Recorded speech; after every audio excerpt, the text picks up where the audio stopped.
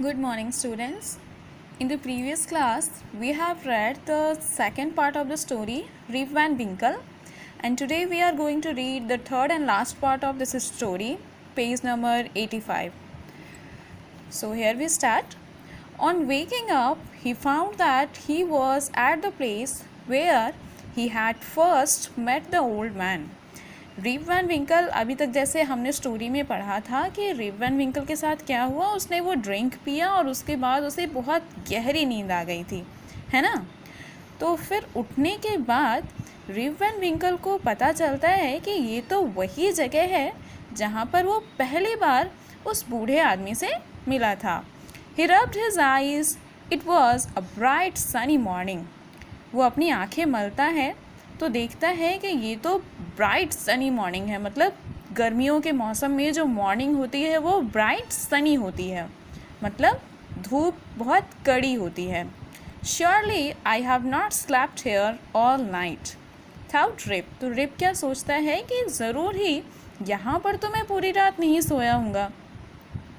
He looked around for wolf. वो अपने आसपास, अपने चारों ओर अपने उल्फ को ढूंढता है। उल्फ कौन है? उसका कंपेनियन, कांस्टेंट कंपेनियन, उसका डॉग जिसका नाम उसने रखा है उल्फ।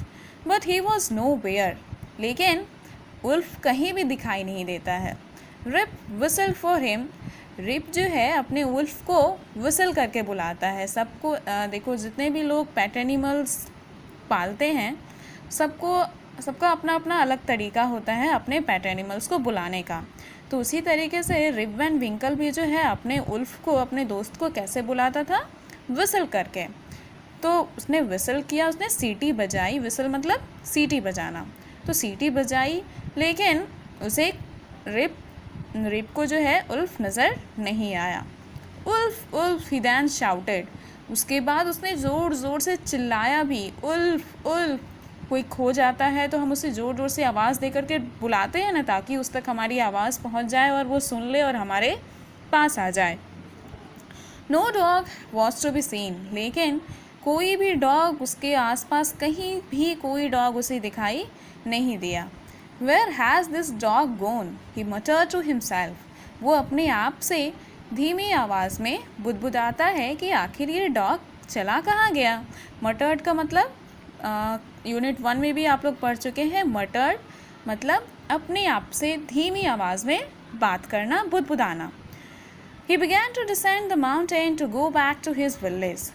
फिर वो क्या करता है, जब उसे उसका दोस्त नहीं मिलता तो वो सोचा होगा उसने अपने मन में कि लगता है कि हाँ, मेरा जो उल्फ है वो शायद गांव चला गया।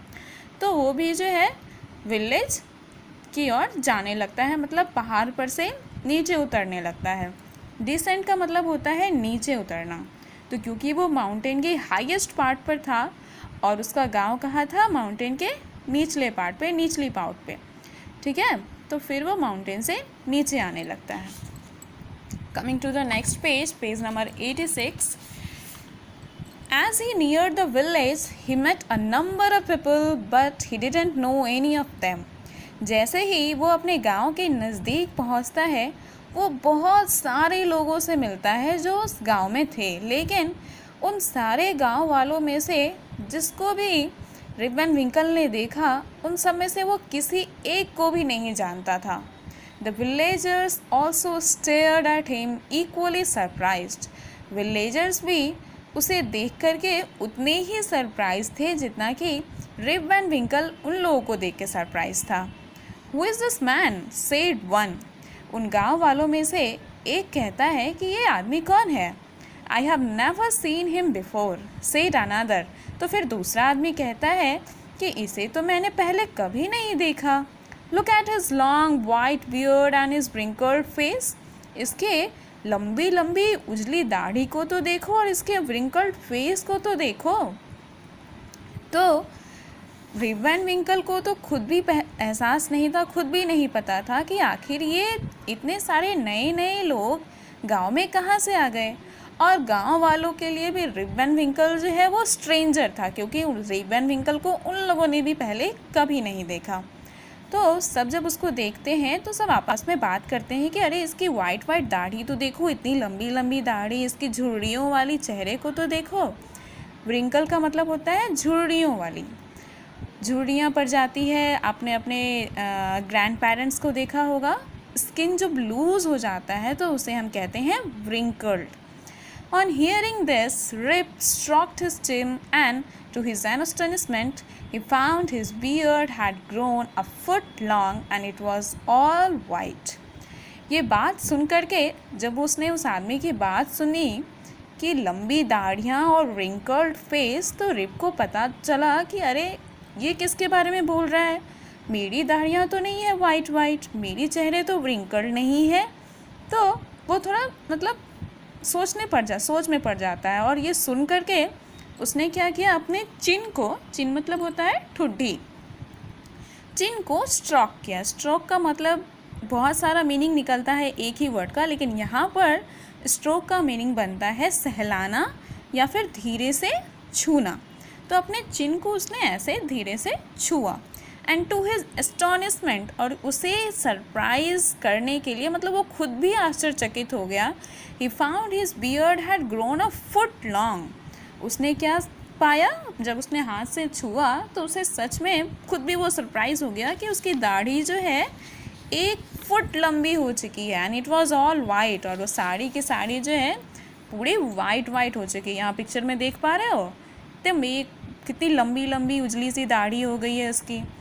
तो पहली बार रिप ने भी अपनी दाढ़ी को पहली बार ही उसने छुआ था और उसे एहसास हुआ कि हाँ सच में मेरी दाढ़ी जो है इतनी लंबी हो चुकी है और वो भी वाइट।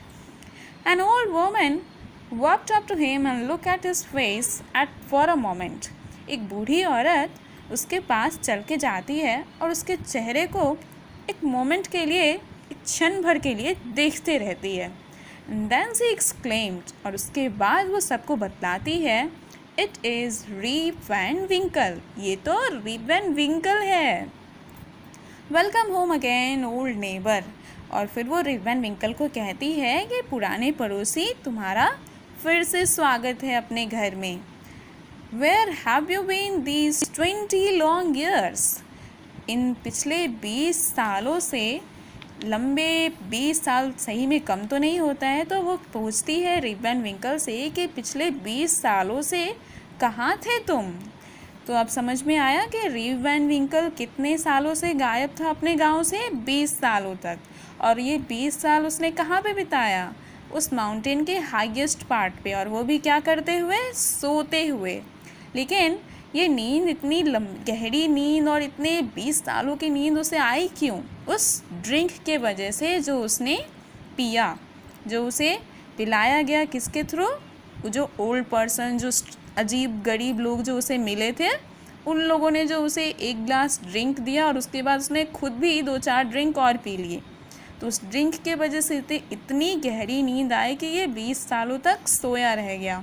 और 20 सालों के बाद जब वो अपने गांव लौटा तो क्या देखता है कि सब कुछ बदल चुका है। वो लोग जो पहले जो थे इसके गांव में वो अब नहीं हैं, अब दूसरे लोग गांव में नज़र आ रहे हैं। तो जो बूढ़े, जो ओल्ड वोमेन जो थी, वो बूढ़ी एक वोमेन समझो कि उसे मिल गई जिसे उसे पहचान लिया।